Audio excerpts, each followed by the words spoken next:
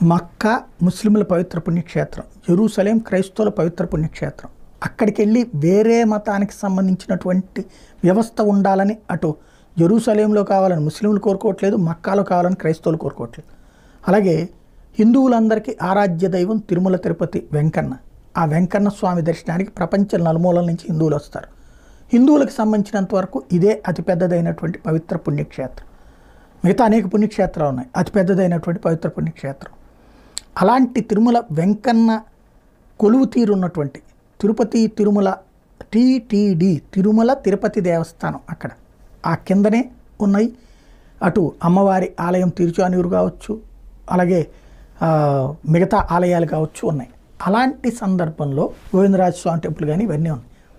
అలాంటి చోట్ల కావాలని వేరే మతానికి సంబంధించిన యూనివర్సిటీనే పెట్టేయాలన్నటువంటి ప్రయత్నం ఒక మామూలు సంస్థగా ప్రారంభించి